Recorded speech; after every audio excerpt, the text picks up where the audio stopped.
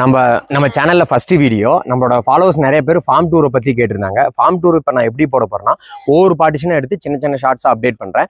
அதாவது ஃபர்ஸ்ட் பார்ட்டிஷன்ல என்ன டைப்ல சேவல் போட்டுக்கிறேன், யாரோட சேவல் போட்டுக்கிறேன், என்ன பட்ஜெட்டுக்கு எடுத்துட்டு வந்துக்கிறேன், அதுக்கு தகுந்த ஃபீமேல் போட்டு எப்படி அடை வச்சு சிக்ஸ் எப்படி கஸ்டமர் கைக்கு போகுது அப்படிங்கிற வரைக்கும் உங்களுக்கு சின்ன சின்ன ஷார்ட்ஸா எடுத்து அப்டேட் பண்றேன்.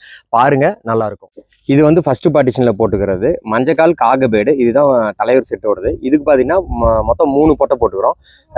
ஒன்று வந்து கன்னியோட அந்த கருப்பு, இது வந்து ஒரு போகம் போனது, இன்னொன்று வந்து அங்கே அடை வச்சிருக்கிறோங்க. இந்த கேஜ் எதுக்காகன்னு பார்த்துட்டிங்கன்னா, இதுதான் பார்த்தீங்கன்னா அடை வைக்கிறதுக்கும் முட்டை இட்டு குஞ்சு பறிக்கிறதுக்கும் சேஃபான இடம். இந்த ஒயிட்டி தான் இப்போ அடையில் இருக்கிறா. இவளோட ஏஜ்னு பார்த்தீங்கன்னா ஒரு 1.5 வருஷத்துக்கு மேலே ஆயிடுச்சு. ரொம்ப நாள் கழிச்சு இப்போ தான் முட்டை போட்டிருக்கு.